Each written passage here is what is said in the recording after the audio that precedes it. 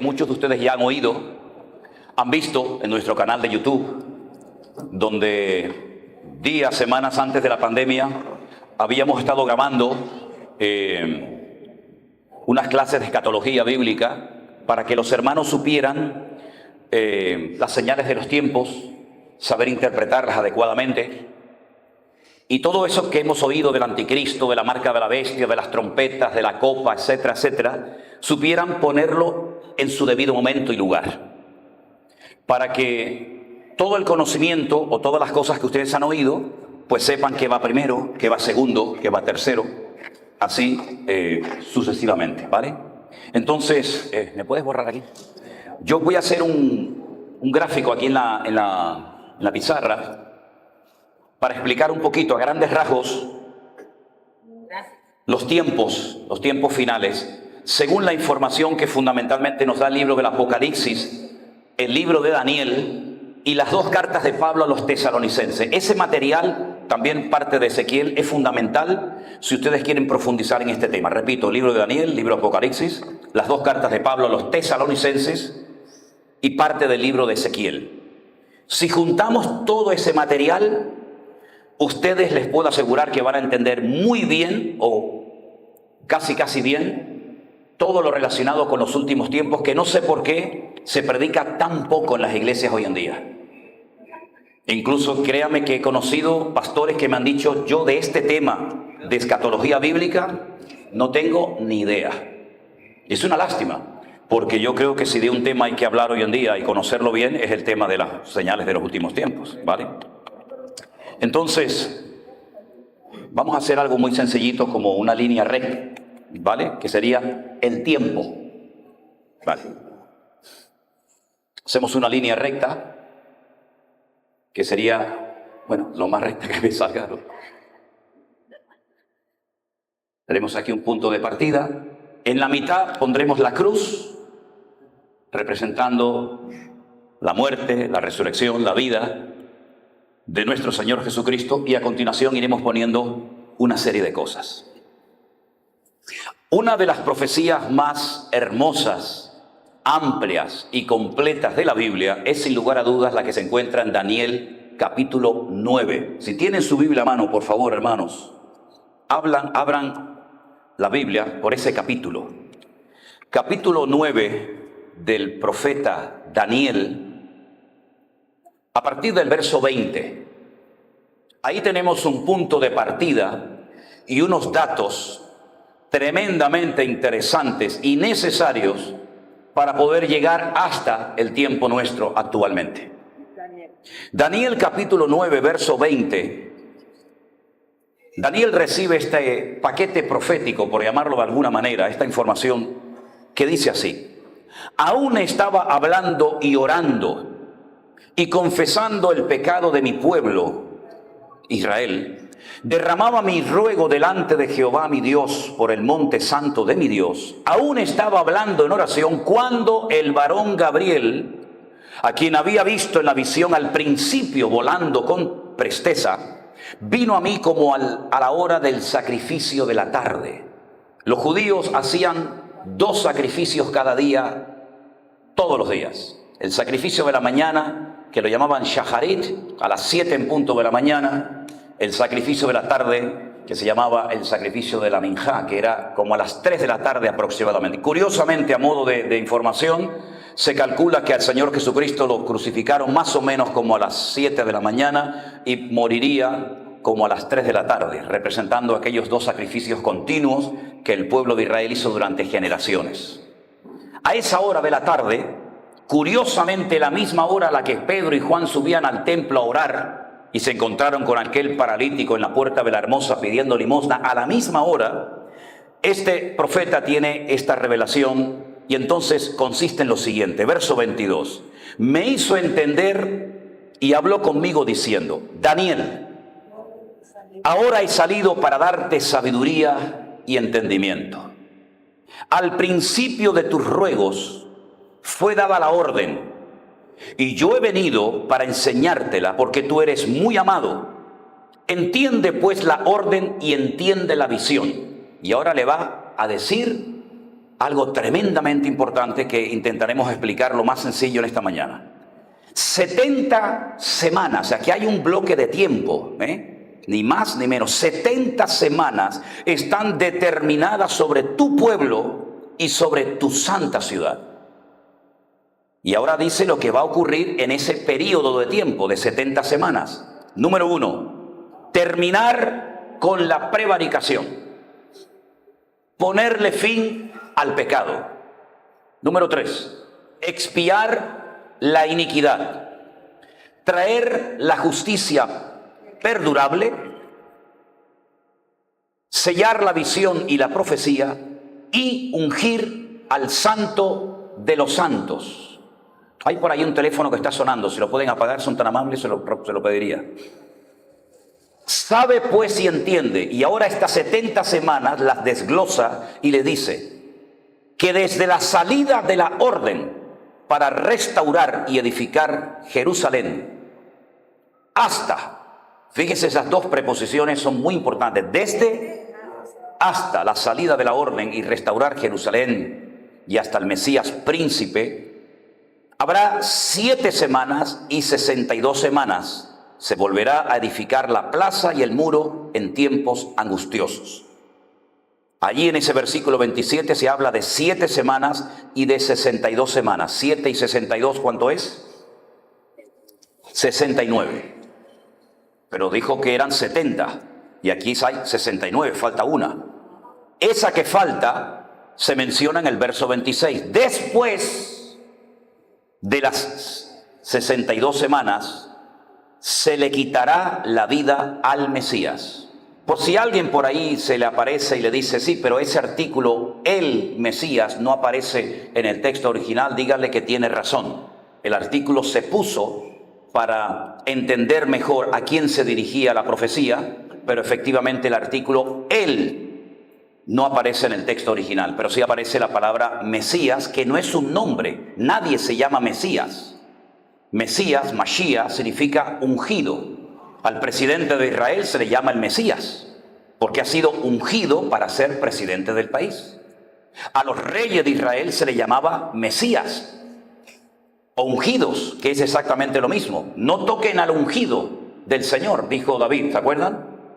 En hebreo dice, no toquen al Mesías, porque la palabra Mesías, Mashiach, significa ungido. Es exactamente igual. Es un título, no es un nombre propio.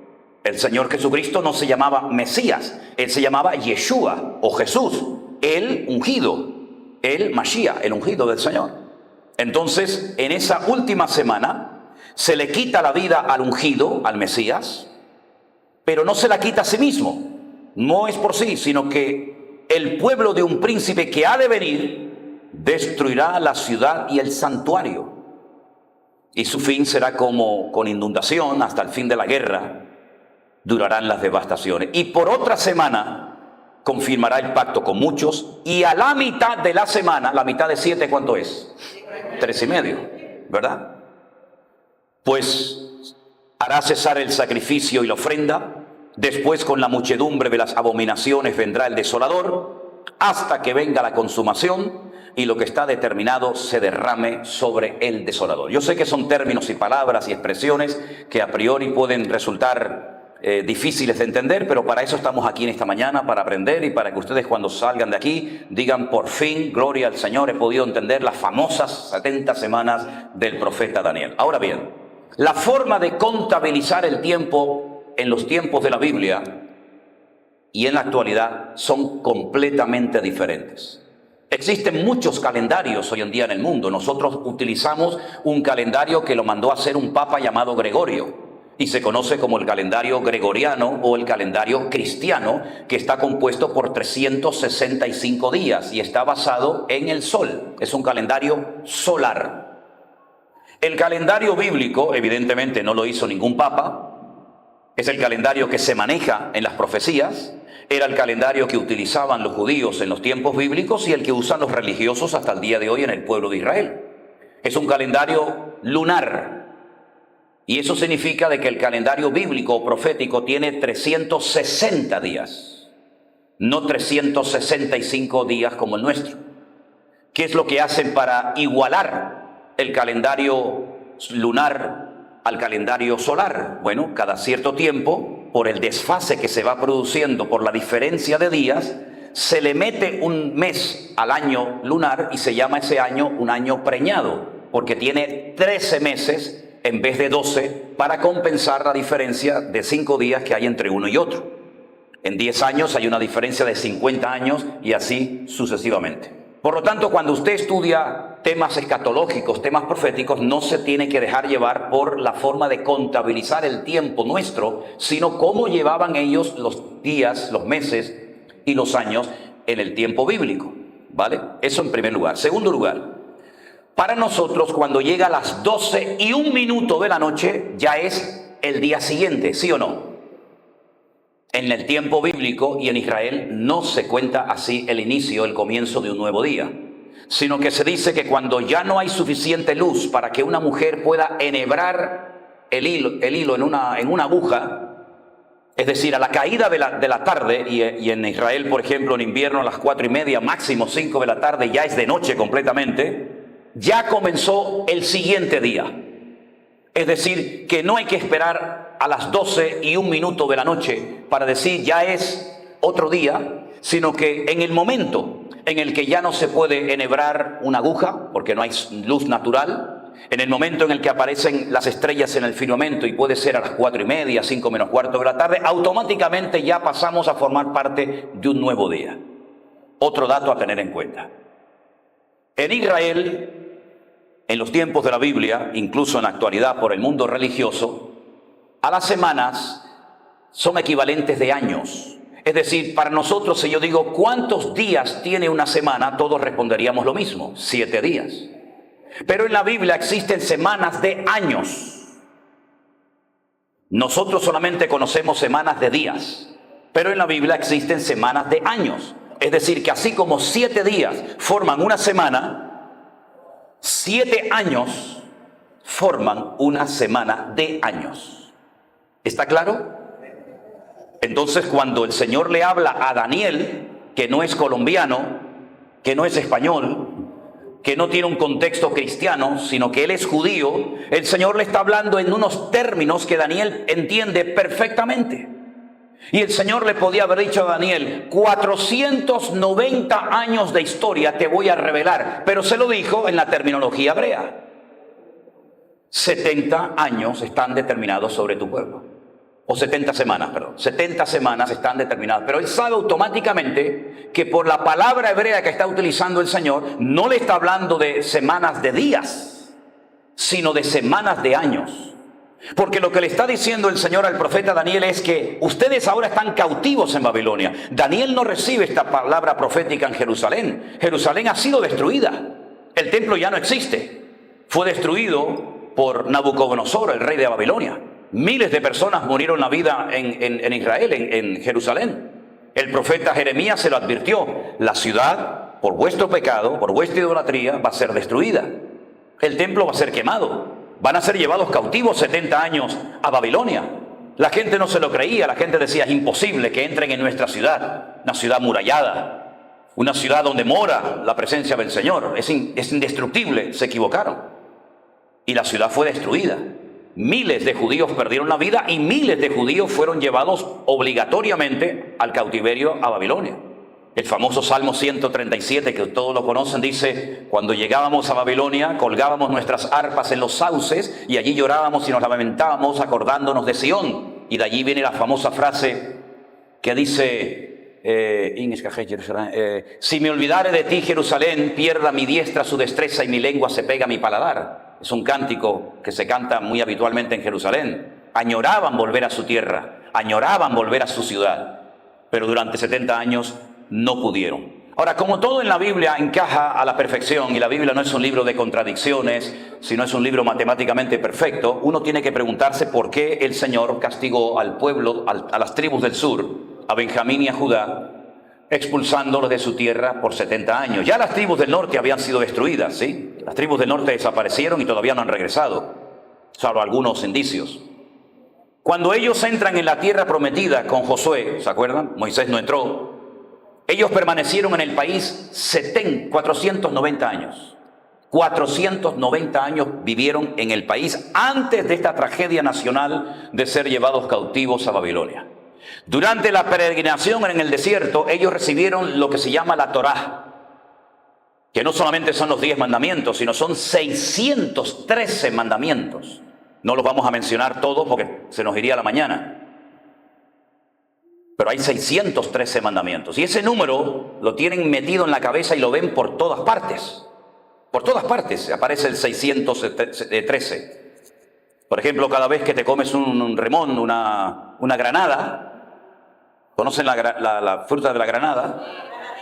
No sé las de aquí, pero todas las granadas en Israel, cuando usted las parte a la mitad y empieza a sacarle esas semillitas, esos granitos rojos, todas las granadas en Israel tienen 613 granitos. Y por eso el sumo sacerdote llevaba en el borde de las vestiduras granadas bordadas para que cuando las viera el 613 por todas partes.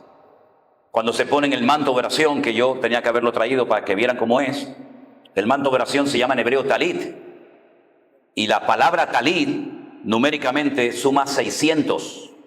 Y entonces, como son 613, esos 13 que faltan, pues le ponen 8 hilos colgando en cada punta y 5 nudos, 8 y 5, 13, más 600, 613. Y continuamente están con el 613, porque son los 613 mandamientos que se dividen en dos grandes bloques, lo tase, lo que se tiene que hacer y lo que no se tiene nunca que hacer, ¿vale? Entonces, ¿qué ocurre? Que cuando ellos entraron en la tierra prometida, ellos tuvieron una ley que nunca cumplieron. Nunca la cumplieron. Durante 490 años, la ley consistía en que cada 7 años, así como cada 7 días sale un Shabbat, un día de reposo, donde no se hace ninguna actividad laboral, ni agrícola, ni ganadera, sino se cesa toda actividad, recordando cuando Dios creó el universo y la tierra. Cada 7 años los agricultores tenían que dejar reposar la tierra. No se siembra nada este año. Y algunos preguntarían, ¿y de qué vamos a vivir entonces? Si ustedes ponen en práctica esta palabra, la cosecha del 6º año será tan espectacular que podrán comer el 6º y el 7º y hasta el 8º también. Porque el que no siembra el 7º no cosecha el 8º. Pero nunca cumplieron esta ley, no se fiaron de Dios. Y entonces, si estuvieron 490 años en Israel sin cumplir esta ley, ¿cuántos años de obediencia le debían al Señor? 70. 70 es un múltiplo, ¿verdad? 70 por 7, 490 años. ¿Ven cómo todo encaja? Entonces, cuando se aproximaba el año 70, el año de la liberación, el año de jubileo, porque dicho sea de paso, cada 70 años todas las deudas se perdonaban. ¿Se imaginan ustedes que en el mundo existiera esta ley? Que el Fondo Monetario Internacional le perdonara a todas las naciones de la tierra cada 70 años las deudas que tienen. Sería el mundo un paraíso, ¿no? Que los bancos perdonaran a toda la gente cada 70 años sus deudas. Los esclavos tenían que ser puestos en libertad. Las deudas se cancelaban. Todo volvía a empezar de cero, ¿verdad?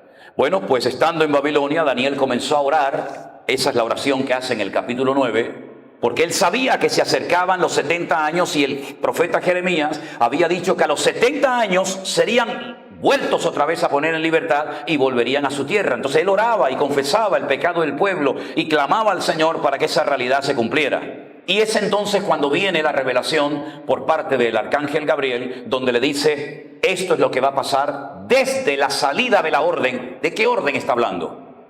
La salida de la orden significa desde que les dejen salir, desde que el rey Ciro diga, pueden volver los que quieran a Jerusalén a reconstruir el muro, la ciudad, el templo. Desde ese momento empieza la cuenta atrás.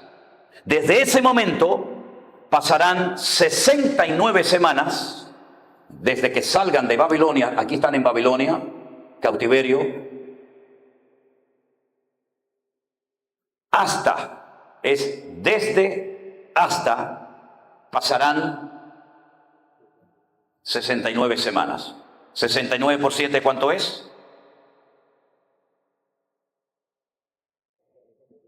¿Sí o no?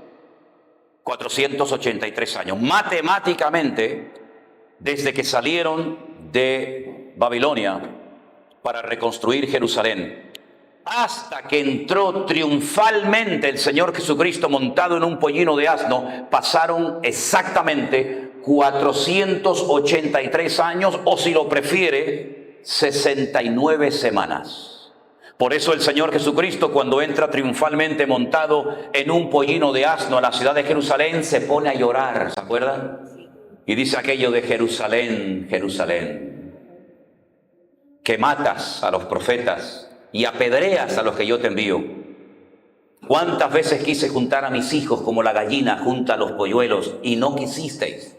Si supieran ustedes lo que significa este día. Este es el día del cual habló el profeta Daniel. Daniel sabía el año en el que iba a venir el Señor Jesús. Pero Daniel, evidentemente, no conoció al Mesías, porque pasaron 483 años más los que ya tenía. Imagínense qué edad podía llegar a tener Daniel cuando vino el Señor.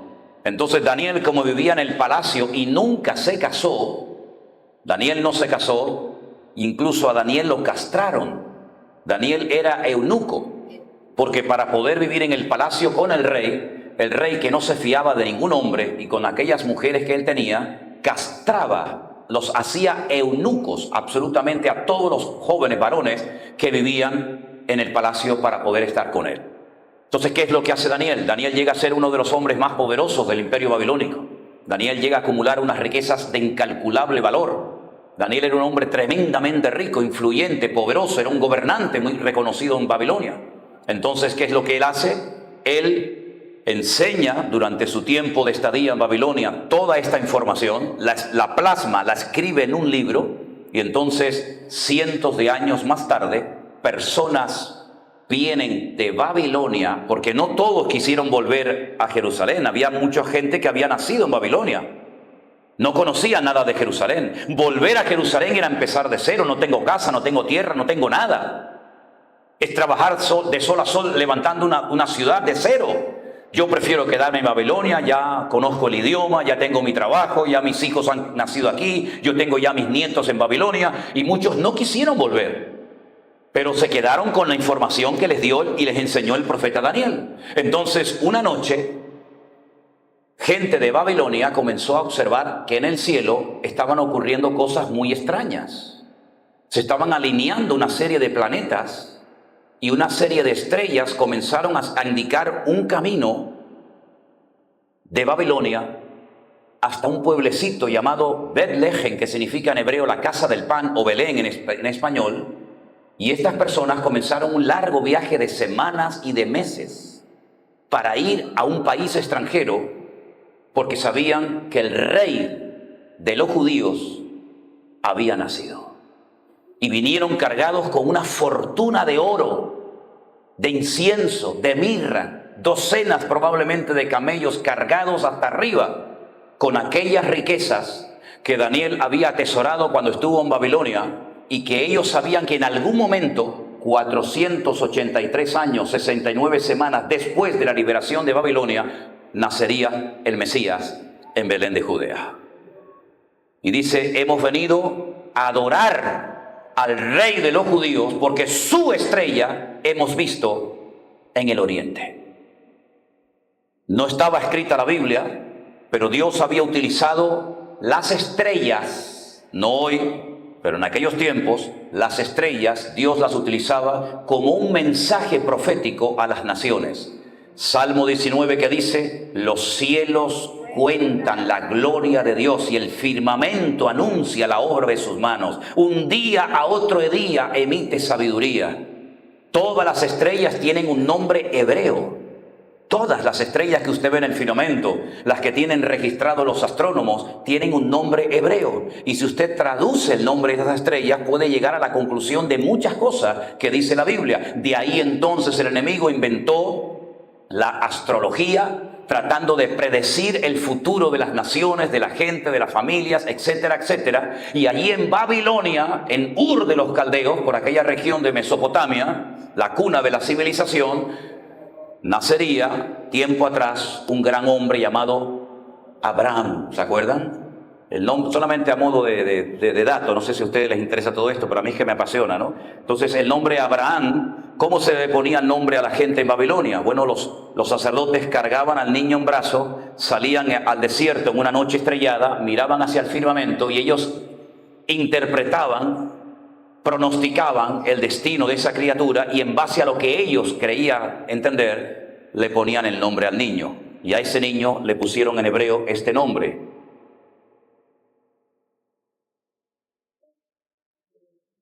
Abraham. ¿Sí? Entonces fíjese que como en hebreo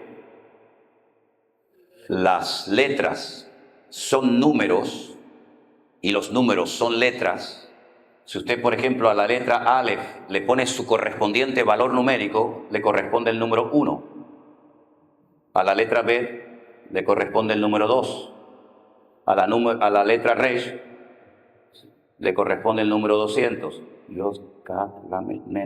Y a la letra Men le corresponde el número 40. ¿Cuánto es esto? 242. 243. Este es el valor numérico del nombre Abraham. Abraham. El nombre de Dios, el nombre propio de Dios, tiene 4 letras. Y se van a dar cuenta ahora cuando se las escriba en la pizarra que ninguna de las letras del nombre propio de Dios aparece en el nombre de Abraham. Dios, no Dios. El nombre de Dios se escribe en hebreo así: Yod, Hei, Vad, Hei. Este es el nombre de Dios. Yod, Hei, Vad, Hei. Yod, Hei, Vad, Hei. Cada vez que respiras y aspiras, tu corazón hace Yod, Hei, Vad, Hei. Yod, Hei, Vad, Hei. Eso es lo que se oye cuando te ponen el aparatito. Yod, Hei, Vad, Hei. Yod, Hei, Vad, Hei. Yo he puesto eternidad y mi nombre en el corazón de los hombres. Pero Abraham no tenía ninguna letra del nombre de Dios. Y era un hombre estéril, un hombre que no tenían hijos, no tenían descendencia. Entonces el Señor, cuando Él se revela la vida de Abraham, y Abraham sale de Babilonia, de Ur de los Caldeos, le dice: a partir de hoy te vas a llamar, ¿cómo? Abraham.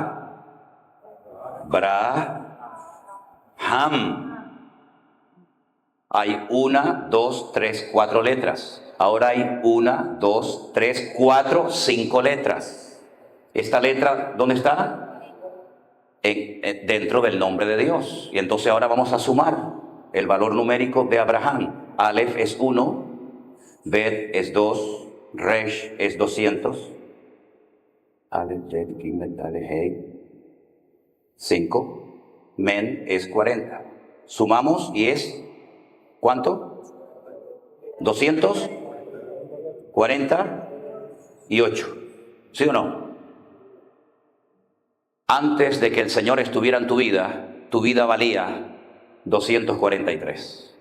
Ahora que Dios está en tu vida, tu valor se ha elevado porque Dios está en ti y ahora ya eres 248 y ahora serás padre de multitudes y ahora todas las naciones de la tierra serán benditas en tu nombre. Eso es lo que hace Dios. Añade su esencia a la vida de Abraham y automáticamente su vida cambia radicalmente. Pondré mi nombre en ellos, dice la Biblia. Y eso es lo que el Señor ha hecho en nuestras vidas. Ahora nos ha dado más valor, ahora nos ha comprado, somos real sacerdocio, nación santa, pueblo adquirido por Dios, porque ahora su nombre y su esencia mora y habita en nuestros corazones. Amén, hermanos. Entonces, cuando el Señor Jesucristo entra triunfalmente en Jerusalén, el pueblo de Israel no entiende. Verán, pero no entenderán. Escucharán, pero no comprenderán. Este día fue clave para la historia de Israel, para la historia de la humanidad. Y no lo entendieron, no lo aceptaron. Y entonces es cuando días más tarde Él dice: no quedará piedra sobre piedra que no sea destruida. Vuestra casa quedará desierta y seréis esparcidos por todas las naciones de la tierra, etcétera, etcétera, etcétera. Entonces Él da un paquete profético que es Mateo 24, léanlo, o Lucas 21, donde Él dice cosas que van a ocurrir en el presente y en el futuro. Y lo que hace Juan en el Apocalipsis es explicar, desglosar todo lo que el Señor explicó en el Monte de los Olivos en Mateo 24 y Lucas 21, ¿verdad? Entonces, en un principio, cuando leímos esta mañana la profecía de Daniel 9, hablamos de 70 semanas, ¿sí o no? 70. Pero aquí hay 69, hermano. O 483 años. ¿Cuántos años faltan para que se cumpla toda la profecía de Daniel? Pues 7, ¿verdad? O como según se vea, una semana, una y 69, 70, o 7 años. Muy bien. ¿Cuántos años han pasado desde que entró triunfalmente el Señor Jesucristo en Jerusalén hasta nosotros hoy en día? ¿Más de 2000? Entonces uno dice, pero ¿y dónde metemos estos 7 años que faltan? ¿O esta semana que falta? Ya ha pasado más tiempo del que se había profetizado en la Biblia. Evidentemente, esa última semana o esos últimos 7 años no contabilizan. Desde la resurrección y muerte del Señor Jesucristo hasta hoy en día se detuvo el tiempo, se paró el tiempo. Se abre un paréntesis desde la muerte y resurrección del Maestro hasta no sabemos cuánto tiempo. Pero falta por cumplirse esa última semana, y esa última semana es la que vamos a aclarar en esta mañana. Pero antes de avanzar, porque todo esto es historia, todo esto es lo que le da credibilidad a lo poquito que falta por cumplirse. Por lo tanto, las 69 semanas ya forman parte de la historia. Ya estuvieron los babilónicos, después estuvieron los medos persas, después vinieron los griegos con Alejandro Magno, después se levantó y fue destruido el Imperio Romano, que fue el imperio más extenso y duradero de la historia, de casi 1000 años, dividiéndose en 2 grandes secciones, Oriente y Occidente, con Constantinopla por un lado y con Roma por otro. Pero todo eso es historia. A nosotros lo que nos interesa es lo que va a pasar y cuándo va a comenzar esa última semana o esos últimos 7 años que se describen en el libro del Apocalipsis con una perfección extraordinaria. Pero repito, antes de avanzar y meternos en la última semana, ¿hay alguna pregunta sobre lo que he explicado? Y esperen un momentito que le van a poner un micrófono, entiendo, ¿no? ¿Dónde está Luis? Porque como estamos grabando todo esto, Osman, nos gustaría que la persona que haga la pregunta, por lo menos, mira, ¿tiene volumen este micrófono? Ven y haz la pregunta al micrófono, porque estamos grabando y hay hermanos que están viendo toda esta clase en esta mañana, ¿de acuerdo? Si me das volumen, y entonces hacemos la pregunta, todos la escuchamos, y así también los que después vean esta explicación podrán disfrutar de ella, ¿de acuerdo? Acércate aquí, hermana, y habla ahí al micro. Y haznos tu pregunta. Va relacionada con lo que hemos explicado, ¿verdad? Perfecto. Adelante.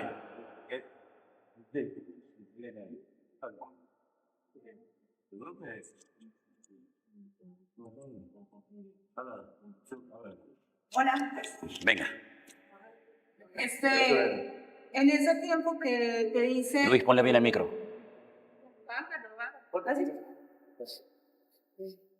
En ese tiempo que dice después del nacimiento del Mesías y el tiempo que falta hasta el cumplimiento de la última semana, es ahí donde la Biblia dice lo de la generación, y que la generación es contada con el pueblo de Israel como 80 años. No tiene nada que ver eso. Además, una generación no son 80 años. En la Biblia una generación nunca fueron 80 años. Este periodo en el que estamos actualmente se llama el período de gracia. El tiempo, fundamentalmente, donde la Iglesia ha tomado una importancia y una relevancia que no siempre la va a tener, pero este es el momento de la Iglesia. ¿Y Israel dónde queda? Pues Israel queda donde está. En Israel, el plan de Dios para el pueblo de Israel, es completamente diferente al plan que Dios tiene para la Iglesia. Porque Dios tiene con nosotros un trato personal y Dios con Israel tiene un trato nacional. Son 2 cosas diferentes. Con nosotros tiene un trato personal, individual. Con Israel un trato nacional. Por eso Israel nadie lo ha podido destruir. Ha tenido 7 guerras. Desde 1948 que se dio digamos, el anuncio del Estado moderno de Israel, hasta hoy en día ha habido 7 guerras. Y las que faltan. Y todas las ha ganado. Israel nunca ha sido destruido un campo de batalla. ¿Por qué? Porque hay un trato nacional de Dios con ese pueblo, ¿verdad? ¿Significa eso que no hay judíos cristianos? Sí, hay miles de judíos cristianos. Se llaman mesiánicos, no cristianos, ¿no? Pero hay miles, hay montones de iglesias. Yo he predicado en Tel Aviv, he predicado en Ashkelon, he predicado en Jerusalén. Hay muchas iglesias en Israel y lógicamente son judíos cristianos. Pero ¿y los judíos que no son cristianos? Los judíos que no dicen ni siquiera Yeshua, sino Yeshú y escupen al suelo, que blasfeman el nombre del Señor porque odian el nombre del Señor. Esa gente, ¿qué pasa con esa gente? Hay un trato nacional. Ezequiel capítulo 37, 36, 37 nos habla de una restauración espiritual y de una restauración nacional. Cuando aquello de los huesos secos, ¿se acuerdan? ¿Vivirán estos huesos? Ezequiel también está en Babilonia. Ese es otro profeta, ¿no? Él está en Babilonia y el Señor le muestra el valle de los huesos secos. ¿Y ese valle dónde está? El valle de los huesos secos está en Jerusalén. Es el Bet Hayim, es el cementerio. El cementerio más grande y antiguo del mundo está a las afueras de Jerusalén, que se llama en hebreo la casa de los vivos. Porque el cementerio es la casa de los vivos. Los cuerpos están ahí, pero todos los que están ahí están vivos. En un sitio o en otro, pero todos están vivos. Y el Señor le muestra a Ezequiel el valle de los huesos secos y le dice, ¿estos huesos tú crees que vivirán? Y Ezequiel dice, yo no lo sé, Señor. Dice, profetízales, predícales. Y entonces se levantan del cementerio, pero dice que les faltaba el espíritu. Y les dice, predícales para que les venga el espíritu. Y entonces dice que se levantaron y se convirtieron en un gran ejército. Dice, Señor, ¿y todo esto qué es? Dice, esto es que al final de los tiempos, Israel será restaurado nacional como pueblo. 2000 años Israel como pueblo no existió, no había escudo, no había bandera, no había himno, no había tierra, no había nada, hasta el punto que los judíos en su desesperación creyeron que nunca el sueño de volver a su patria se cumpliría, y entonces judíos multimillonarios llegaron a pensar en comprar grandes extensiones de terreno en África para hacer el Estado de Israel en África. Porque Israel pues le perteneció a los otomanos, le perteneció a los ingleses, le perteneció a los árabes, y ellos nunca pensaron que volverían. Pero en mayo de 1948, a las 4 en punto de la tarde, el presidente David Ben Gurión se levantó y dijo, esta es nuestra casa y de aquí ya no nos vamos.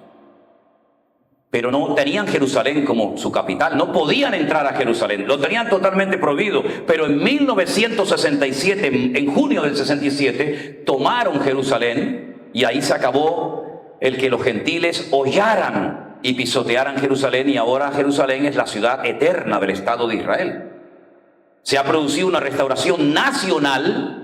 Es un hecho, Israel está ahí, les guste o no les gusta a la gente, hay un país que se llama Israel, pero la restauración espiritual aún no se ha producido. Israel todavía sigue con ese velo en los ojos y aún no entiende que el Mesías ya vino. Y ellos le están esperando por primera vez y nosotros le estamos esperando por segunda vez, ¿se dan cuenta? Entonces todo eso, toda esa restauración nacional y toda esa conversión de millones y millones de gentiles se ha producido y se está produciendo en esta etapa. Pero llegará el momento cuando Dios hará lo mismo que hizo con el arca de Noé. Cerró la puerta. Y ahora entramos en otra etapa que en el Antiguo Testamento se conoce como el tiempo de angustia de Jacob. O, para nosotros, la gran tribulación. Entonces yo voy a borrar ahora esto y vamos a hablar de la última semana o de los últimos 7 años, y vamos a poner en orden las cosas cómo van a ir sucediendo paulatinamente, progresivamente, para que ustedes sepan, no, eso todavía no, eso es ahora, eso es pasado mañana, eso es, ¿verdad? Entonces vamos otra vez a trazar otra línea de tiempo, y vamos a partirla en dos.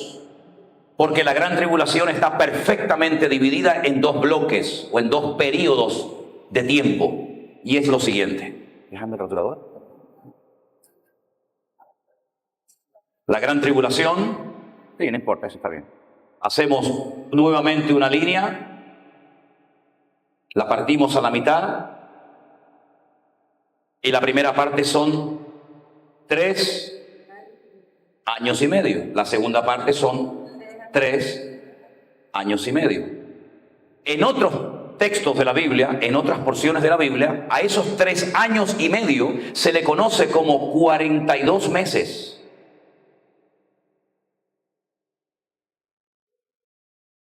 En otras partes de la Biblia, a ese mismo bloque de tiempo se le conoce como 1260 días. Es lo mismo. Y en otras partes de la Biblia se le conoce como tiempo singular, tiempos y la mitad de un tiempo. Tiempos en plural, 2 años, tiempo singular, 1 año, la mitad de un tiempo, medio año. Es decir, que no se confundan cuando digan, pero ¿por qué unos dicen 1260 días, otro tiempo, tiempos y la mitad de un tiempo? Bueno, son diferentes formas de hablar exactamente de lo mismo. Es lo mismo. En la primera parte de lo que llamamos la gran tribulación, si usted lee el libro de Apocalipsis y va de un texto a otro, de un capítulo a otro cronológicamente, encuentra que lo que destaca sobre todo son los sellos, lo que se llaman los 7 sellos y las 7 trompetas, que en la versión en hebreo dice shofar, que es un cuerno de antílope, un cuerno de un animal, que es uno de los instrumentos musicales más antiguos del mundo, ¿verdad? En español dice trompetas, pero en el Nuevo Testamento hebreo pone shofar, es lo mismo. Bueno, a lo que vamos. En la época de Juan, en la época apostólica, en la época de los profetas, no existían los libros. El primer libro que se hizo en formato de libro fue la Biblia en la imprenta de Gutenberg, en Alemania, en la época del Renacimiento.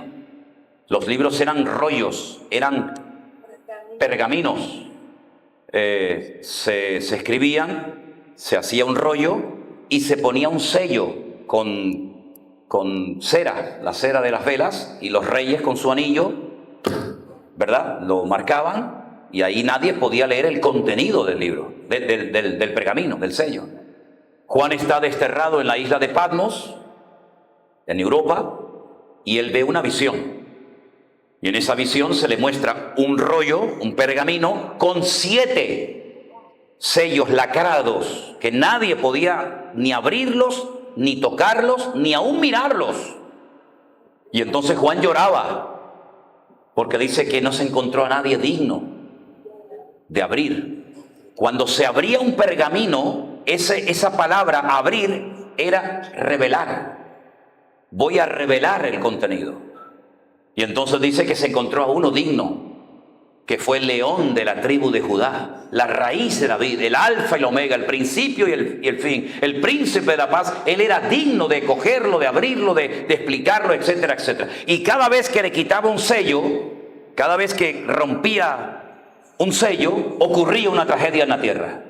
Y cuando se abría el segundo sello, ocurría otra cosa en la tierra. Y ahí ustedes pueden ver que lo que va sucediendo es el inicio, el comienzo de la primera parte de lo que llamamos la tribulación o la gran tribulación.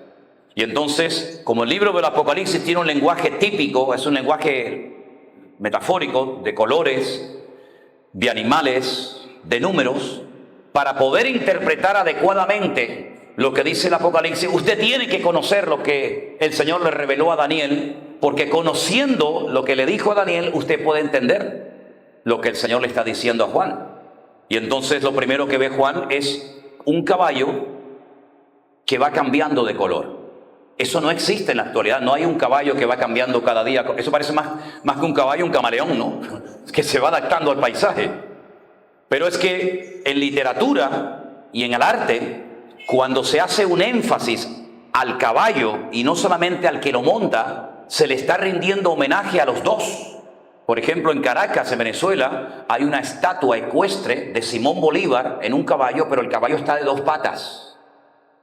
Y entonces eso significa en arte que cuando en una figura se vea un caballo de 2 patas, se le está rindiendo homenaje al caballo y al jinete. Pero, por ejemplo, en España había una figura, una estatua de un caballo de 4 patas y encima había un señor que era el generalísimo Franco, y claro, a él no le hacía ninguna gracia que le hicieran el homenaje al caballo. Por lo tanto, lo puso de 4 patas para que el homenaje fuera solamente al que lo cabalgaba, en este caso era él. En el libro del Apocalipsis, tú ves que el caballo aparece blanco y encima va montado un señor con un arco, pero no tiene la flecha. ¿Y un arco sin la flecha para qué sirve? Absolutamente para nada. Es una forma de decirte, ya empezó la semana 70, ya empezaron los 7 años. ¿Cómo empieza la gran tribulación? Con la puesta en escena, con la presentación de un líder que nosotros lo conocemos como el anticristo o el antimesías. ¿Quién es este caballero? ¿Quién es este personaje siniestro? Un hombre de carne y hueso, con papá, con mamá, con pasaporte, un líder político con una influencia tremenda que recibirá el apoyo de muchas naciones de la tierra, tendrá todo el dinero que quiera, tendrá el armamento que quiera, tendrá toda la influencia que quiera y tendrá casi una repercusión, diríamos, cuando decimos mundial. Ustedes, hermanos, tienen que tener en cuenta que lo que es Latinoamérica no aparece en la profecía bíblica. El mundo bíblico, en cuanto a lo profético, es Europa, parte de África y Oriente Medio. Colombia, para el café es muy bueno y para comer es maravilloso, pero en la profecía bíblica evidentemente no está, ¿verdad? Por lo tanto, este líder político se levanta del antiguo territorio que ocupó el antiguo imperio romano. ¿Sí? Se levanta este personaje, pero tiene el apoyo, tiene la ayuda de otro hombre llamado el falso profeta, que es el responsable de todo lo religioso, entre comillas, de todo lo espiritual, y él de todo lo político. Y ambos se unen con la ayuda de Satanás, haciendo la función de padre, ¿verdad? El anticristo como si fuera su hijo y el falso profeta como si fuera sus relaciones públicas, el que lleva a la gente, como hace el Espíritu, que lleva a la gente a Cristo. Pues eso es la función de este personaje. Lo importante es que la Biblia nos dice dónde va a vivir y desde dónde va a gobernar o a ejercer su influencia, por lo menos el falso profeta. Y dice que es sobre la ciudad que reina sobre todos los reyes de la tierra. Y uno dice, ¿y esa ciudad cuál era? Era Roma. Roma era la ciudad del Imperio Romano, que si cambias la palabra, es la palabra amor, pero la cambiaron y la pusieron como Roma. Y era la ciudad que gobernaba sobre todos los reinos de la tierra. Y en el centro de Roma, y estuve no hace mucho tiempo allí, hay un país pequeño con una influencia mundial que es el famoso Estado Vaticano. Con su cabeza llamado el Papa, que en este caso es un señor de aquí de Argentina, con una riqueza descomunal, con su propio banco, con su moneda, con sus soldados, etcétera, etcétera, y desde allí ejercerá una influencia mundial. El hombre que tiene más poder de convocatoria hoy en día en el mundo es, sin lugar a dudas, el Papa. Hace así y te junta 1 millón de personas como nada. Y ese lugar va a ser usado como una sede de gobierno, espiritualmente hablando, durante la etapa de la gran tribulación. Si usted lee los 7 sellos del Apocalipsis, sabrá en qué sello se encuentra la humanidad en ese momento, porque el sello, cuando se abre, te dice lo que pasa en la tierra. Cuando pasan esos 7 sellos, esas 7 catástrofes o tragedias a nivel mundial, comienzan otros 7 juicios, que la Biblia los llama los 7 toques de trompeta o shofar.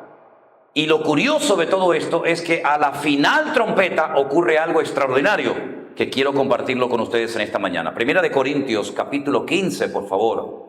Primera de Corintios, capítulo 15, el apóstol Pablo, que llegó a tener mucha revelación y conocimiento de las cosas proféticas, nos revela y nos da una información extraordinaria que me gustaría compartirla con ustedes en esta mañana. Primera de Corintios capítulo 15 es un tema que habla acerca de la resurrección. Es uno de los pocos capítulos monográficos que hay en la Biblia, como por ejemplo Primera de Corintios 13, que habla del amor, Hebreos 11, que habla de la fe. Bueno, Primera de Corintios 13, el tema fundamental es la resurrección. Y él va explicando, él va poniendo argumentos, ¿verdad?, acerca de todo lo que hubiera ocurrido si Cristo no hubiera resucitado. Dice, mire, si Cristo no resucitó, entonces nuestra fe no sirve para nada, porque estamos creyendo en un muerto. Si Cristo no resucitó, entonces nuestros pecados no han podido ser perdonados. Si Cristo no resucitó, nuestros hermanos que murieron pensando que habían sido perdonados por Él, pues murieron en vano. Si Cristo no resucitó, nosotros tampoco vamos a resucitar. Si Cristo no resucitó, y entonces él pone un argumento que algunos han tergiversado, dice, entonces los que se bautizan por los muertos no sirven para nada. Y uno dice, ¿y eso qué es? En aquella ciudad había una práctica de gente que creía que si su padre había muerto sin conocer a Cristo, él se podía bautizar por su padre, se bautizaban por los muertos. No es que sea algo permitido, sino que lo utiliza como argumento para decir, bueno, ¿y ustedes que se bautizan por los que murieron? Si Cristo no resucitó, absolutamente no sirve para nada. Esa práctica la tienen todavía hoy en día los mormones, ¿verdad? La iglesia de los mormones se bautizan por los muertos.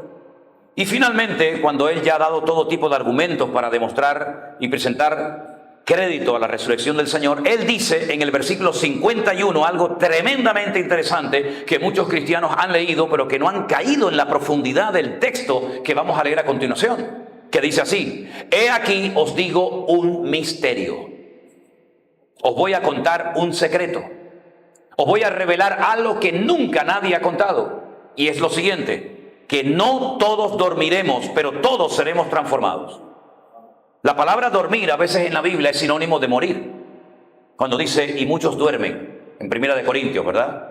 Muchos están enfermos, otros están debilitados y otros duermen. Sí, muchos se murieron por participar indignamente de la mesa del Señor. El Señor Jesucristo dijo, vamos a despertar a Lázaro. Y le dijeron, no, pero es que está muerto. Luego dormir y morir muchas veces es lo mismo. Y Pablo dice que no toda la gente se va a morir. Habrá un grupo de gente que serán arrebatados en las nubes con el Señor, que no van a morir, pero todos seremos transformados. Y la palabra que aparece ahí es la palabra metamorfosis, que es lo que le pasa al gusano cuando se transforma, ¿verdad? Y se convierte en mariposa, ¿verdad? Y eso que les estoy contando, que no todos dormiremos, pero que todos seremos transformados, se va a producir en un momento, en un abrir y cerrar de ojos. Por poner un ejemplo. ¿Y cuándo se va a producir eso? A la final. ¿Qué? Trompeta. ¿Cuántas hay? Bueno, pues a la final, a la última, va a pasar esto. Los muertos serán resucitados incorruptibles. Y nosotros, él creía que estaría vivo, y nosotros seremos transformados. ¿Cuándo? A la final trompeta. Y usted dice, uy, pero si ya lo está diciendo, mijo. Entonces, yo voy a decir algo que a lo mejor a más de uno dice, ay, lo que dijo el pastor, hoy no va a venir el Señor. Pero hermano, bueno, si cuando llegue a la noche estamos aquí, no me equivoqué en lo que les dije. Si por casualidad cuando llegue el culto se quedaron 3 o 4, pues entonces me equivoqué y allá arriba les pediré perdón. ¿Por qué yo digo que hoy no va a venir el Señor? Porque viene a la final trompeta. ¿Por qué dice, estad velando y orando para que aquel día no sorprenda como ladrón en la noche? Porque yo ya te he dicho lo que va a pasar y cuándo va a pasar para que no estés despistado ni distraído. Porque es a la final trompeta cuando los muertos en Cristo serán resucitados y luego nosotros seremos transformados. Porque es necesario que esto corruptible se vista de incorrupción y esto mortal se vista de inmortalidad. Entonces hay unos tiempos establecidos por el Señor. Ahora, puede ser que en esta mañana haya alguien, estoy convencido de ello, que diga, pero hermano, la iglesia no va a estar en nada de esto. Porque nos enseñaron que cuando las cosas empiecen a ponerse calentitas y peligrosas, nosotros nos vamos. Ok, vamos a preguntarnos quién fue la primera persona en la historia que que enseñó y dijo eso en un grupo de iglesias. Yo se lo voy a decir. Durante siglos estuvo totalmente prohibido, se veía como una especie casi diríamos de blasfemia, de falta de respeto, que se le añadieran a la Biblia comentarios, mapas, fotografías. Eso no se podía hacer, eso era como un pecado mortal. Hasta que un señor, un predicador llamado Scofield, de mucha influencia, de mucho renombre, un hombre que sabía mucho de la palabra, hizo la primera Biblia en la historia con comentarios. Y se conoce como la famosa Biblia de Scofield, porque este señor se llamaba Scofield. Y él añade en esos comentarios algo que un cura en el siglo XIX dijo, y fue lo siguiente: la iglesia del Señor Jesucristo será arrebatada, llevada a la presencia del Señor antes de que empiecen los tiempos de la tribulación.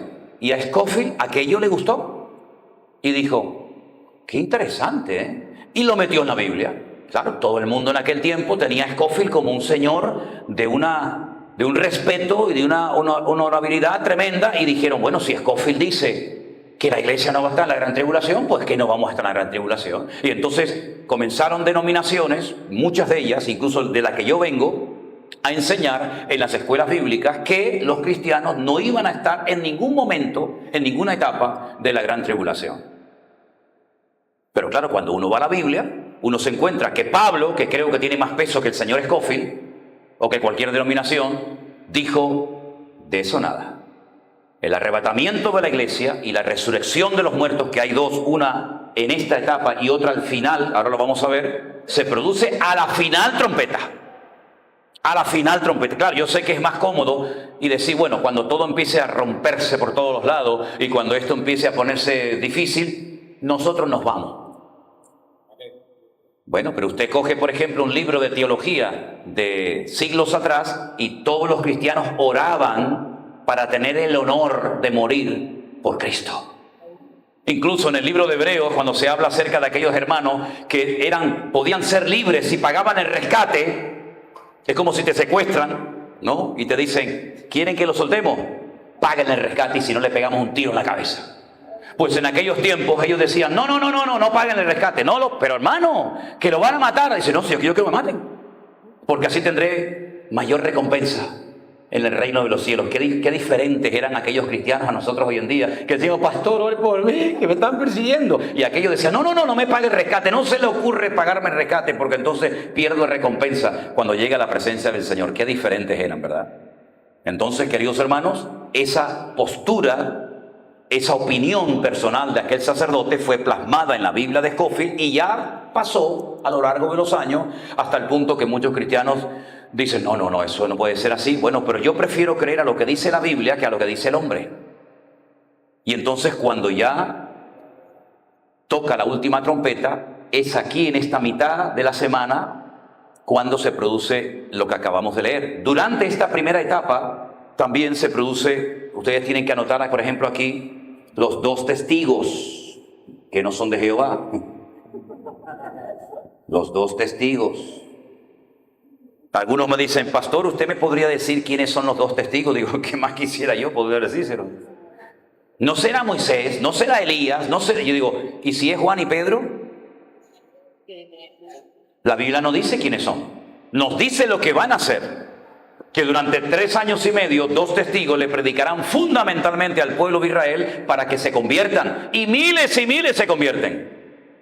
Imagínense Pablo, la cantidad de viajes que hizo, el esfuerzo que pagó, las cartas que escribió, ganó a miles para Cristo. Imagínense a 2 como Pablo durante 3 años y medio con radio, con WhatsApp, con Facebook, con YouTube. Mi madre, eso sería increíble, sanpablo.com. Muchachos, si nosotros hemos hecho con un telefonito lo poquito que se ha hecho, imagínate estos 2 supermanes para el Señor ganando almas para Cristo. Al final los matan, ¿saben? Al final los matan y no los entierran, que eso en la cultura de Medio Oriente es lo peor que se le puede hacer a un cadáver, o prenderle fuego o no enterrarlo. Eso es el peor insulto. Mire, Israel soltó un día 1000 presos palestinos, 1000 presos para recuperar el cadáver de 2 soldados muertos. 1000 por 2 muertos, porque para ellos había que darles un funeral y un entierro digno. Y eso es un insulto en el Medio Oriente, cuando se le prendía fuego a un cadáver, cuando no se le enterraba, a los crucificados, por cierto, no se les enterraba, por si no lo sabían. No se les enterraba a los crucificados, se echaban a perder, a descomponer en la cruz, venían los cuervos, los buitres, los perros, esos terminaban descompuestos. Y por eso Nicodemo tiene que ir a Pilato y decirle, déjame enterrar al Señor, yo me lo llevo.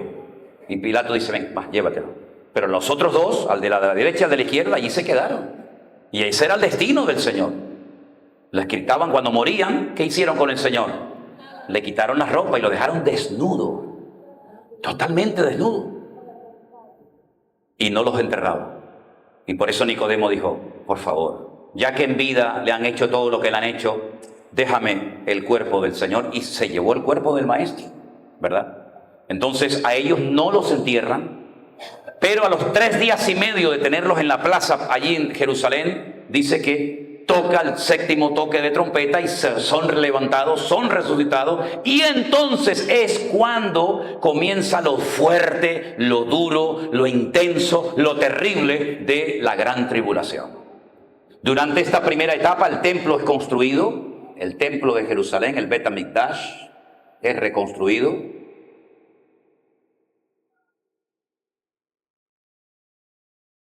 Pero a los 3 años y medio, el anticristo clausura el culto en ese templo, levanta una imagen, seguramente con su cara, y le dice a todo el mundo que a partir de ahora quien hay que adorar es a él.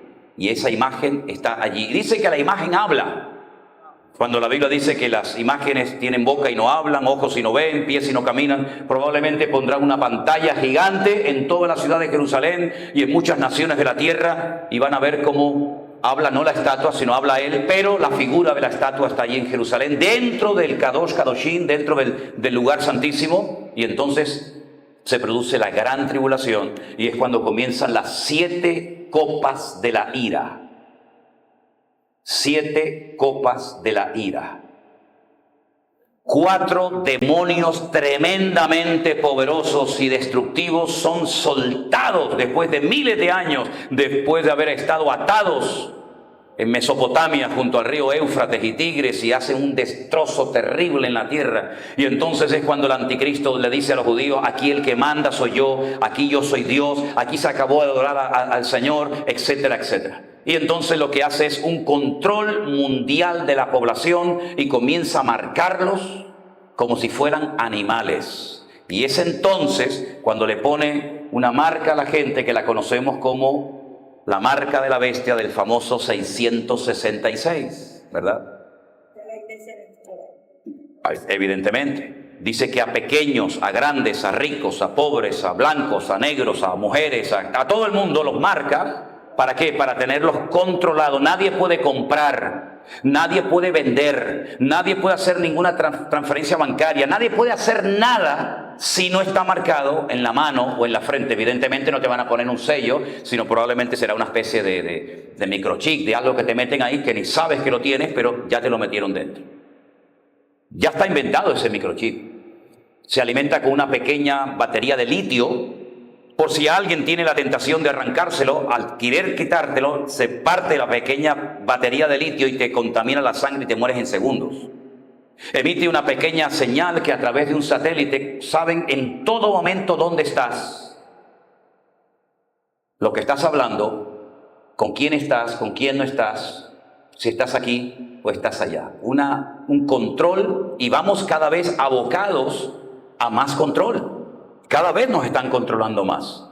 Los mismos teléfonos ya saben dónde están, ya saben lo que están hablando, ya saben lo que estás pensando, ya lo saben. Pero esto va más y a más y a más y a más y a más. Y entonces durante la segunda etapa de la gran tribulación se producen las famosas 7 copas de la ira. El anticristo marca. Ahora, referente al anticristo hay un detalle muy interesante que Juan nos da. Dice, aquí hay sabiduría, dice Juan, aquí hay sabiduría. El nombre del anticristo no lo sabemos. No podemos decir se llama Juan García, ¿no? pero sí sabemos el valor numérico de su nombre. Yo les enseñé antes que los nombres, todo tiene un valor numérico, ¿se acuerdan? Cada letra tiene un nombre, cada letra tiene un número. Entonces Juan dice que para poder reconocer que ese es el anticristo y no el otro, el valor numérico de su nombre es 666. Es un político, no es un futbolista, no es un torero, no es un pintor, es un político. Y cuando veamos en escena a un político y tengan ustedes la sospecha, ¿no? De, uy, ¿podrá ser este? Ok. Claro, tienen que tener la tabla de los valores numéricos y decir, este no es. ¿Se acuerdan ustedes cuando Gorbachev, que murió recientemente, apareció en escena y comenzó a hacer cambios tan significativos y trajo en teoría la democracia a Rusia? Todo el mundo decía, este es el anticristo, mira lo que tiene en la frente. Y el pobrecito tenía un lunar el pobre. Y se murió Gorbachev y no. Después dijeron que él era el príncipe de España, porque es muy guapo, muy atractivo, muy alto, no sé qué. Va a ser el príncipe, va a ser. Ese no manda ni en su casa, va a mandar, no manda ni en la casa, que la mujer es la que lleva los calzones y va a ser el anticristo. ¿Tú me entiendes?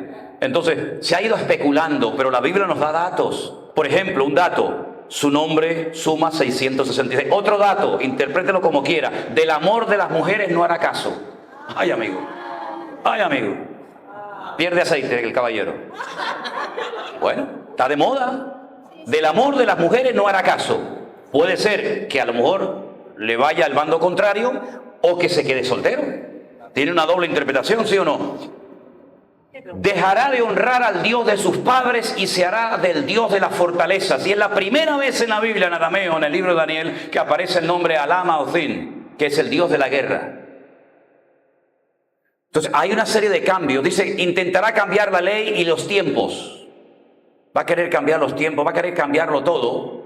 Pero su eslogan publicitario será, vengo a ofrecerles paz y seguridad. Las dos grandes mentiras.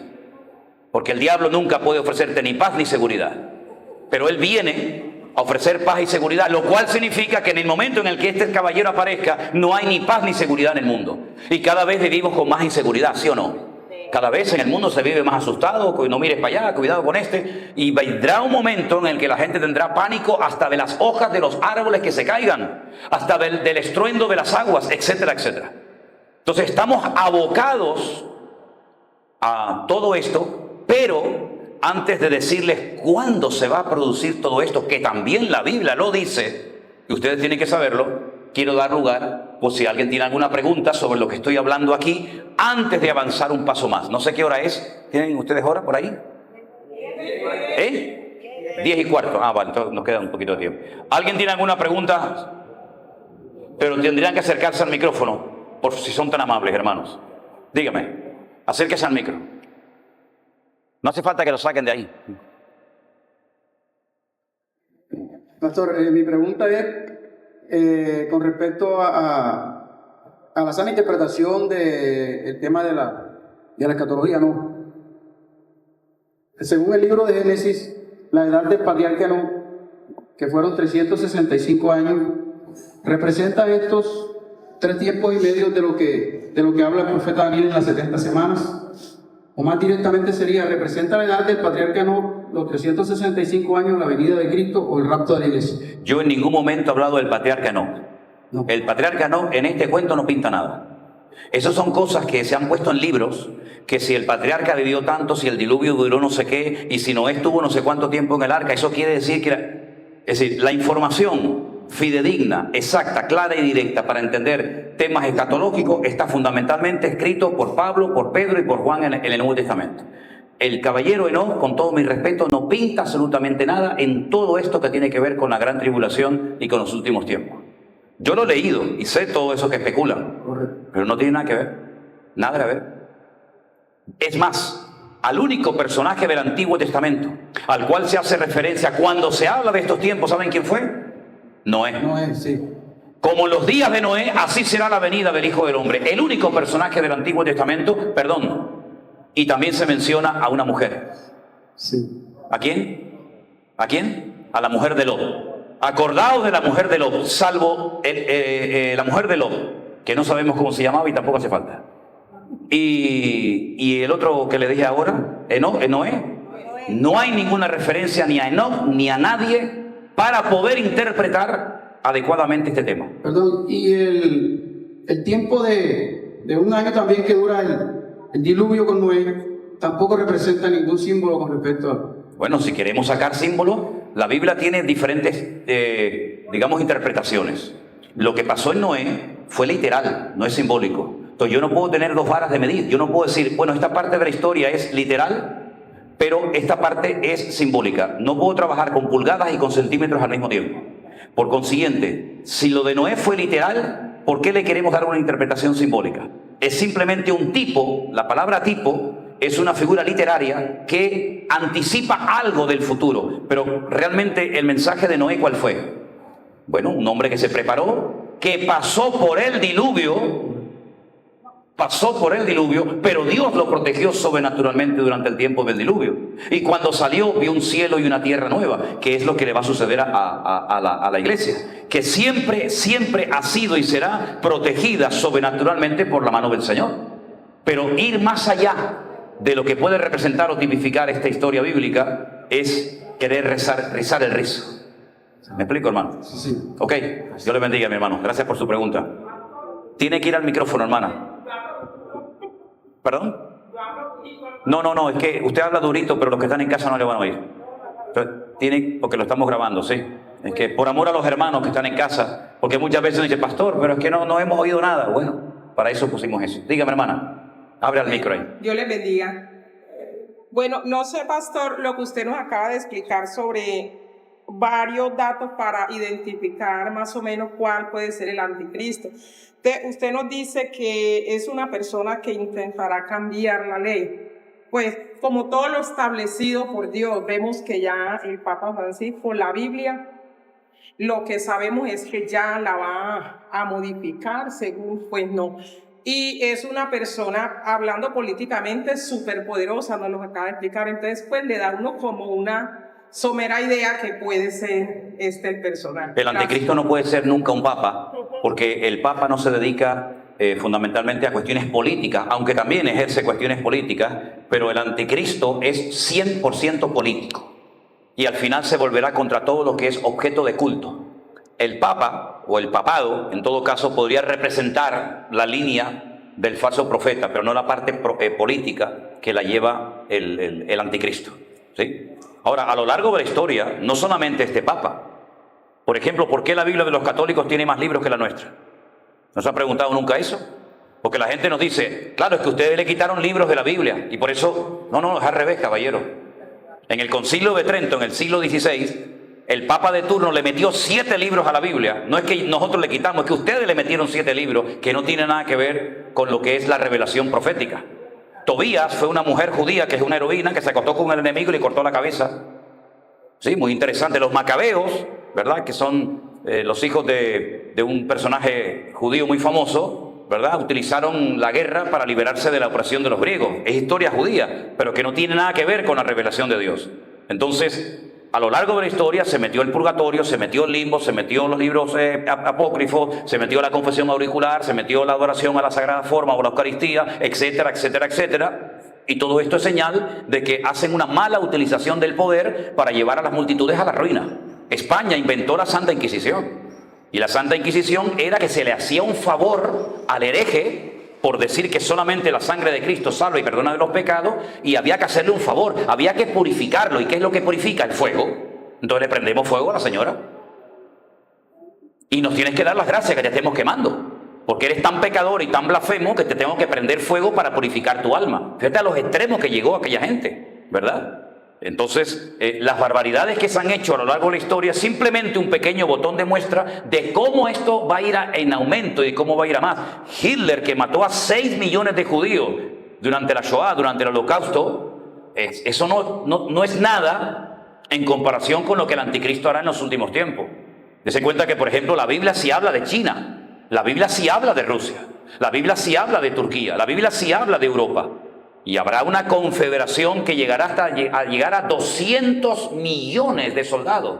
Claro, cuando Juan recibe en la isla de Patmos que 200 millones de gente Van a ir armados hasta los dientes para atacar y destruir a Jerusalén. A Juan no le entra en la cabeza, porque en aquel momento en el mundo habría, ponle tú, 50 millones de gente. ¿Y de dónde van a salir 200 millones de soldados? Pero es que China ya tiene 150 millones de soldados, ya lo tienen ellos solos, ¿verdad? Por lo tanto, lo que ocurría, o lo que va a ocurrir en el futuro, para Juan era una cosa impensable. Imagínate cuando Juan vio pasar un F-16 bombardeando. Él nunca había visto un avión, él nunca había visto una bomba. Entonces dice, pues yo vi pasar una langosta muy grande que soltaba piedras como si fueran granizo, enormes, y salía fuego de sus bocas. Y lo que está viendo es un tanque de guerra, lo que está viendo es un bazooka, lo que está viendo es un misil transoceánico. Pero él no tenía el lenguaje para poder describir una batalla convencional del siglo XXI, donde con un botón matas a 1.000 millones de personas en décimas de segundo. Entonces el libro del Apocalipsis está limitado en cuanto al lenguaje, por eso él tiene que recurrir a caballos, a números, a colores. Por eso él dice que vio un dragón. El dragón no existe, un animal mitológico que iba detrás de una mujer, que es Israel, soltaba fuego por la boca. Bueno, está describiendo en su lenguaje tremendamente limitado batallas que hoy en día para nosotros es normal, por todo lo que sabemos que existe, pero en aquellos tiempos, pues para él, lógicamente, el arma más poderosa era una espada o una jabalina. Ya no había nada más poderoso que eso. Los romanos estuvieron 4 años en el desierto de Judea construyendo una rampa de tierra y de piedra para subir a lo alto de una montaña a matar a 1.000 judíos que se habían refugiado en lo alto de una montaña. 4 años. Hoy en día, en un segundo, bombardeas la montaña y la desapareces. Israel tiene armamento hoy en día que toda la gente sabe, que dice que los países más montañosos los deja planos como el desierto. Le cambia la orografía del país. Israel tiene protocolos, uno de ellos el protocolo Sansón, que dice, si nos quieren destruir, nosotros destruimos todo Medio Oriente en 7 minutos. Todo el Medio Oriente en 7 minutos lo destruimos. Por eso Israel, que es una miniatura de país, nadie se atreve a atacarlo porque sabe que como te ataque, te destruye. Israel ha hecho guerras en una semana y ha destruido a cientos de miles y miles de soldados en una semana. Toda la aviación de Egipto, toda la aviación de Libia, toda la aviación de Siria, de otros países la destruyó en décimas de segundo. Y la ONU tuvo que decir, no sigan, paren, porque esto como sigan así nos destruyen a todos. Pero todo eso lo contó Juan en un lenguaje lógicamente muy limitado. Perdón hermana, ¿tienes una pregunta? Acércate al micro para que te oigamos. Bendiciones, pastor. Bájale el micro, Luis, que no se oye. ¿Me pueden poner un poquito de aire por aquí, si son tan amables? Porque me estoy asando como un pollo, Pastor, cuando... Empecé la reunión hoy con 80 kilos, ya voy por 67. No me va a conocer mi mujer cuando va y dice, ay, ¿qué le hicieron a mi marido? Diga, perdón, hermano, perdón. Pastor, cuando en 1 Corintios habla que al final de la trompeta viene lo que es la primera resurrección. Sí. Y el arrebatamiento de la iglesia, pues mi pregunta es la siguiente: ¿esa resurrección va a ser evidente para el resto de la humanidad? Hombre, ¿Se va a hacer evidente? ¿qué le parece a usted si de repente desaparecen del mundo 1.000 millones de personas? Que se dice que más o menos el número de cristianos que hay hoy en día en el mundo. Y en cuanto al arrebatamiento y en cuanto a la resurrección. Pues idem de lo mismo. Imagínese usted miles y miles, por no decir millones de cementerios en el mundo que de repente desaparezcan un montón de muertos. Por ejemplo, en Galicia, de donde es mi mujer, en el pueblo, como los católicos no enterraban a los protestantes, sino que los tiraban, porque eran perros, no eran dignos de sepultura, los ingleses, que fueron los que fundaron la iglesia, compraron un terreno para poder enterrar a los hermanos de la iglesia. Allí está enterrado papá de mi esposa, su abuela, su bisabuela, su tatarabuela, porque ella es de muchas generaciones. Imagínense cuando todo ese cementerio de creyentes desaparezcan. Claro que va a ser muy evidente, va a ser tremendamente evidente. Gracias, muy evidente. Gracias, pastor. Ahora, déjeme que les diga una cosa. La Biblia habla de 2 resurrecciones, ¿sí? ¿Que hablo más alto? ¿Hablo? Como me están haciendo así. A ti. Ok. Primera resurrección aquí. La primera resurrección. Pero esta es para vida. La segunda resurrección aquí. Segunda resurrección.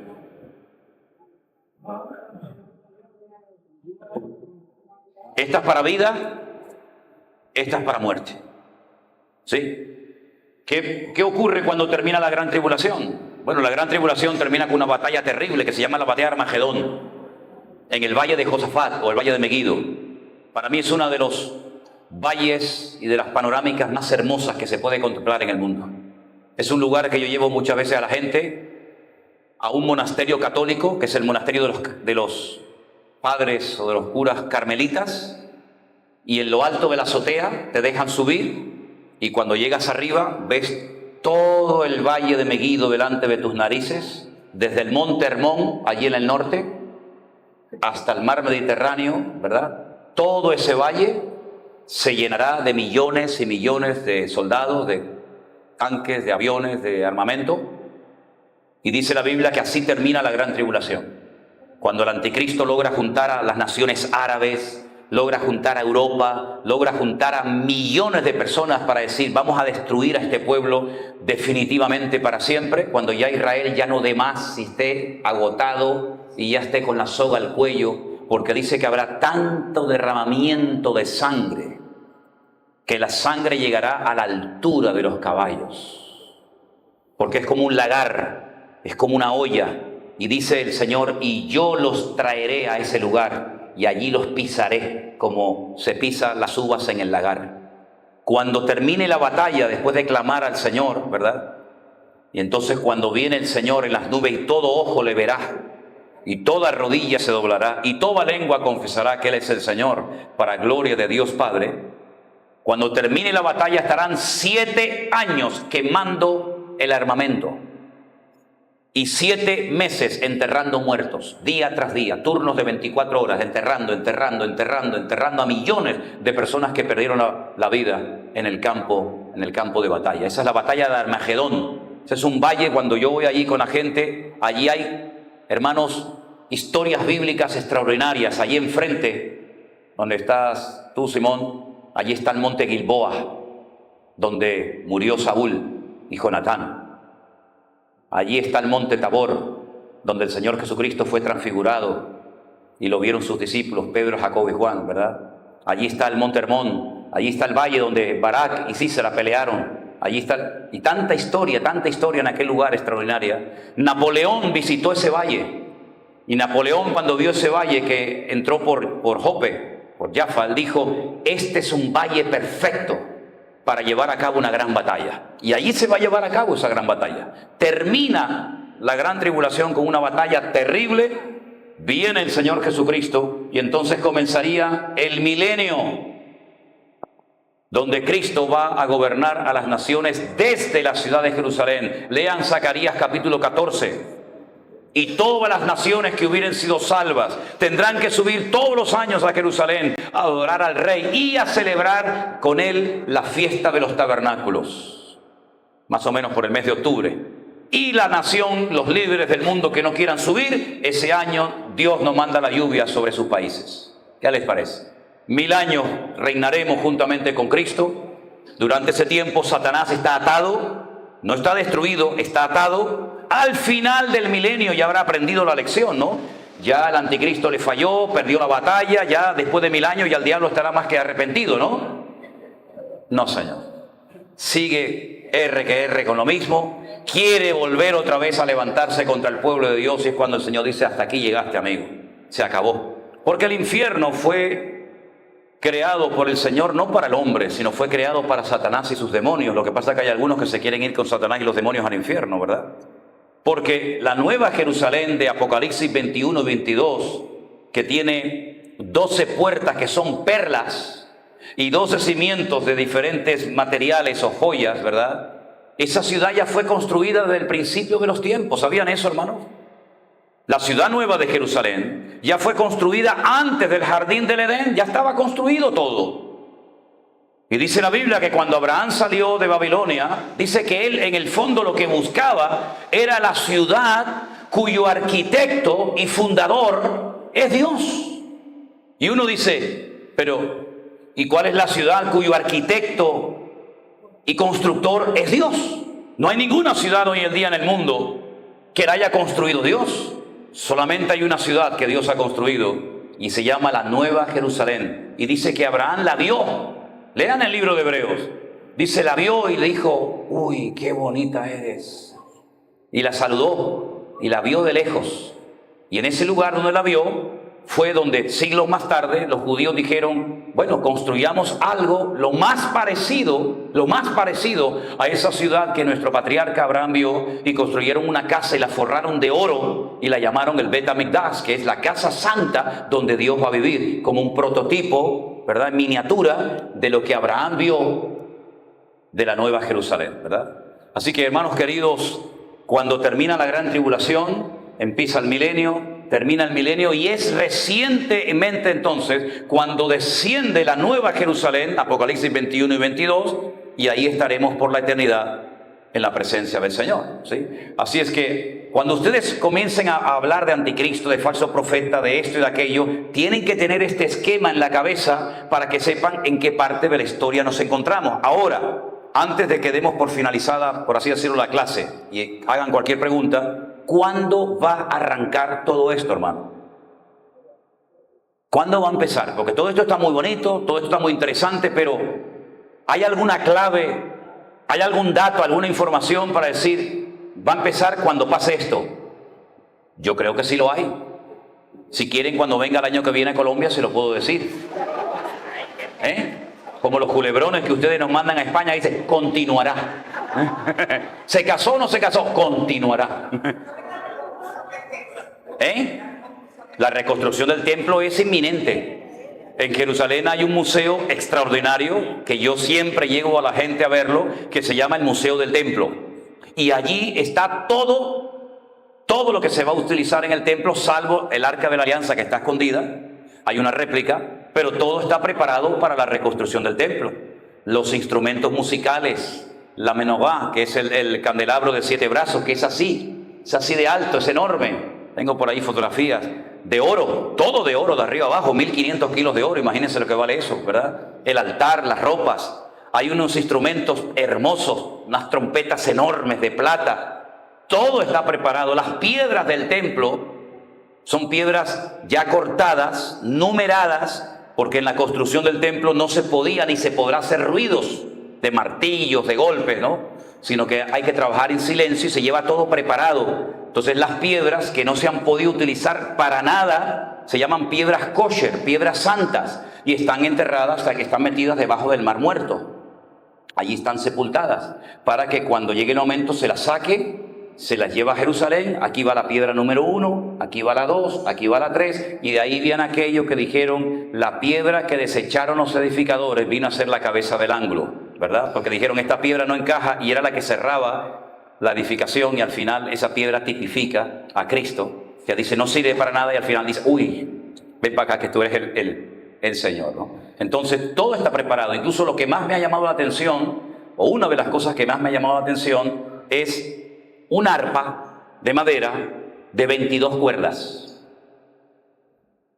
El alfabeto hebreo tiene 22 letras. Aleph, Bet, Gimel, Dalet, Hei, Vav, Zayin, 22 letras. Entonces, si usted toca la cuerda 4, la 8, la 9 y la 10, usted está tocando la palabra aleluya. Si usted toca la cuerda 20, 18, 19 y 14, usted está diciendo bendito sea el Señor. Entonces, cuando tú oyes el sonido, tú sabes que está diciendo bendito sea el Señor para siempre su misericordia. No te lo está diciendo, pero está dando el sonido, ¿verdad? Para que tú reconozcas que ese sonido es una palabra que glorifica al Señor. Es cuando los que estuvimos en el ejército sabíamos que las órdenes y muchas cosas se anuncian con un toque de trompeta. Cuando llegas al ejército no entiendes nada, te suena todo igual. Pero llega un momento que el oído lo tienes tan afinado que sabes que ahora es el momento de oración. Y ahora es el momento de dormir. Y ahora es el momento de levantarte. Y ahora es el momento de ir a la guerra. Y ahora es el momento de ir y coger la metralleta y prepararla y montarla y irte al campo de batalla. Si todo sea con trompetas, ¿verdad? Como en un barco, se da todo con un silbato. Con un silbato se dan las órdenes. Bueno, pues hay instrumentos que se tocan y tocan música bíblica. Bueno, pero esto es otro tema para otro día. Entonces, hay un punto de partida para la reconstrucción del templo, y es lo que se llama en hebreo, aprendan esta frase, pará adumá. Pará significa vaca en hebreo. Adumá es el color rojo. La vaca roja. Los judíos están esperando que aparezca una vaca roja de pelos totalmente pelirrojos. No puede tener ninguno blanco, negro, no, todos tienen que ser iguales. Porque esa vaca, según el libro de Números, se tiene que poner sobre el altar, se tiene que sacrificar, se tiene que quemar y con las cenizas se tiene que purificar la explanada del templo para poder reconstruirlo, ¿vale? Como esa vaca no ha aparecido, todos están esperando a que aparezca y, bueno, yo qué sé, son esas cosas que nos suenan raras, pero es la pura realidad. Pero todo está listo, todo está preparado. Ahora bien, ¿cuál es el punto de partida? Bueno, vamos a leerlo y ya con esto vamos concluyendo, ¿les parece? En Tesalonicenses, una de las cartas que el apóstol Pablo le escribe a esta iglesia, segunda de Tesalonicenses, por favor, capítulo 2,